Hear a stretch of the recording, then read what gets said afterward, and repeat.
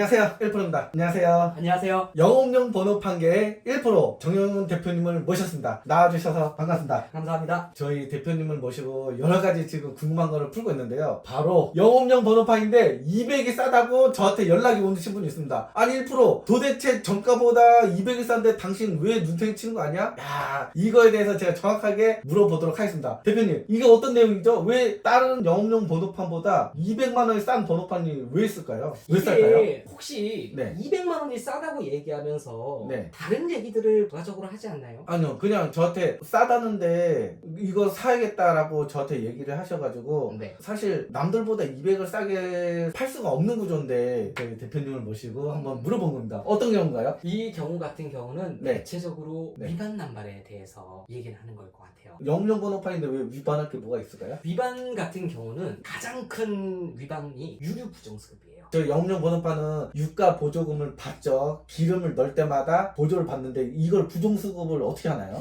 구체적으로 말씀을 드리면 예를 들어서 유가 카드는 2장도 만들 수 있고 3장도 만들 수가 있어요. 아, 그래요? 네, 2장도 만들 수도 있고 3장도 만들 수가 있어요. 저 몰랐어요. 아, 그러셨어요? 네. 그래서 네. 만약에 은행에 따라서 어떤 은행에다가 신용카드를 하나 만들고 또 다른 은행에다가 유가보조 카드를 만들었으면 결제가 되는 거는 마찬가지인데 네. 예를 하나를 들어보면 네. 1%님이 네. 부산에 가셨어요. 부산에 가가지고 결제를 했는데 네. 5분 뒤에 네. 서울에서 또 결제가 된 거예요. 말이 안 되죠. 말이 안 되죠. 말이 안 되는 이야기죠. 400km를 어떻게 5분 만에 가요? 네, 말이 안 되죠. 말이 안 되죠. 그런데 그런 경우는 카드를 2개를 발급해서 집에 있는 경유차에다가 기름을 넣다가 타이밍이 안 맞아서 걸리는 경우입니다. 이런 경우들이 은근히 많아요. 그러면 유가 보조 카드 주유를 할 때요. 네. 거기에 번호판이랑 있을 텐데 주유소에서는 그 체크를 따로 안 하나 봐요. 주유소에선 체크를 안 합니다. 주유소는 결제를 할 수단이지 네. 그거에 대해서 청구를 할 때 지자체에서 청구 내역을 보고 보조금을 지급해주는 그런 시스템이에요. 저는 부정수급 하는 게 주유소에서 신고한 줄 알았더니 그게 아니었네요. 아니에요. 전산으로 나타나는 겁니다. 그리고 전산 같은 경우에는 우리가 제일 많이 제가 지금까지 유류 부정수급이 제일 많이 본 거는 2건들이었어요. 한 건은 아까 말씀드린 건이고 네. 한 건은 네. 가득이에요. 이 가득이 뭐냐? 우리가 예를 들어서 포터는 60m 들어간다, 70m 들어간다 이런데 네. 기준치에 대한 네. 소명이 있겠죠. 네네. 그런데 다른 경유차를 넣는데 80m를 넣었어요. 말이 안 되죠. 그러면 지자체에서 전산을 보고 이건 말이 안 돼 하면서 유료 부정수급을 때립니다. 은근히 많아요. 그쵸. 내 차 용량은 만약 60인데 만약 굴삭기에다 넣는다. 그럼 뭐 200리터도 들어가니까. 맞아요. 그렇게 되는 경우에는 지자체에서는 전산을 보고 이렇게 딱 봤는데 아니 내가 지금 이 사람이 등록한 차는 1톤인데 네. 60리터밖에 안 들어가는데 어디서 이 사람이 200리터를 넣었지? 소명하세요. 소명을 못하면 유료 부정수급을 행정조치하겠습니다. 라고 공문이 내려와요. 소명하라는 게 팁이나 뭔가 제출하라는 거죠. 그 시간대에 넣었다는 거를. 네, 맞아요. 그거는 본인이 소명을 하셔야 돼요. 근데 아. 소명을 못한다면 유류 부정수급의 행정처분을 받게 됩니다. 궁금한 게 있습니다. 영업용 번호판 부정수급으로 200이 싸다고 쳐요. 네. 그거 어떻게 확인해요? 딜러가 얘기를 해주나요? 아니면 본인이 확인할 수 있는 방법이 있나요? 첫 번째로 말씀을 드릴게요. 일단은 어떤 허가증이든 먼저 체크를 해야 됩니다. 본인이요? 네, 딜러가 얘기 안 해주고도 팔 수 있나요? 딜러가 얘기 안 해주고도 팔 수 있어요. 대박.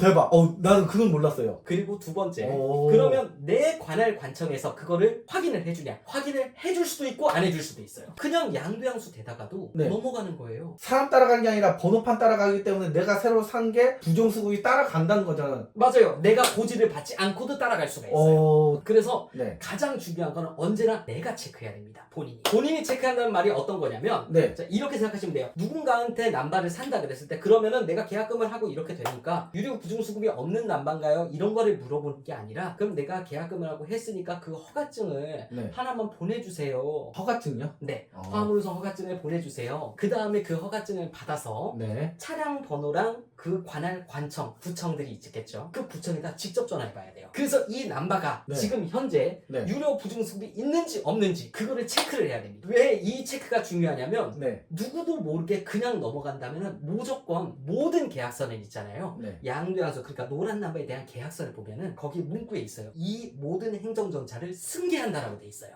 모르면 본인 손해라는 소리네요. 네 맞아요. 왜? 무조건 승계하게 돼 있기 때문에. 와, 몰랐습니다. 아니, 제가 갑자기 든 생각이 혹시 개인 간에 직거래를 하겠다는 분 많으세요. 절차를 알려달라고. 그분들은 절차로만 쩔쩔매면서 어떻게든 하는데 결국 부정수급을 확인 안 하고도 이전에 간다는 소리잖아요. 맞아요. 진행이 돼요. 반대로 네. 차로 얘기를 할게요. 이 차가 사고차인지 무사고차인지는 개인 거래에서는 확인해야겠죠.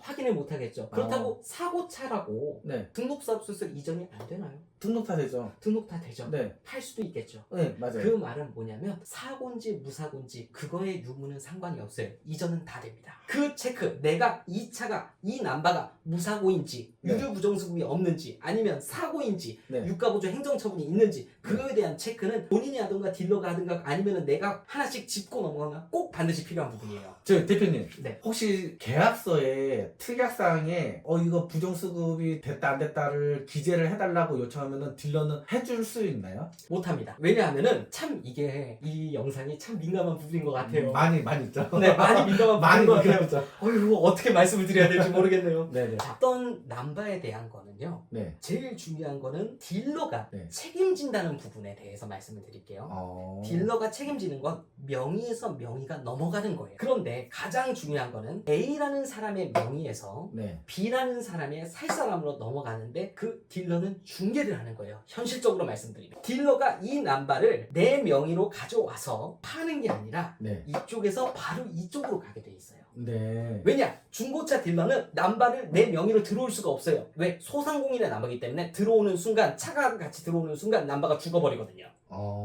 그렇기 때문에 남바는 언제나 개인에서 개인으로 넘어갑니다. 그리고 아까 전에 말씀드린 거 모든 계약서는 승계의 계약서예요. 딜러랑 상관없다는. 맞아요. 상관이 없어요. 그래서 엄청 꼼꼼하게 체크를 할 수 있는 사람을 만나야 되는 게 1번이에요. 그리고 여러분들 제일 많이 들어본 말이 있을 거예요. 어떤 분들한테 물어봤을 때 이거 유가 보조 행정처분 받았는데 5년 지나가지고 이제 행정처분 이거 다 끝나고 이제 없어요. 이 얘기 제일 많이 들어보셨을 거예요. 네네. 진짜가요? 사실은 아닙니다. 우리가 단순히 말씀드릴게요. 차를 사가지고 무사고 차를 네. 사고가 났어요. 열심히 깨끗하게 5년 10년을 고쳤어요. 그렇다고 그 차가 무사고가 되나요?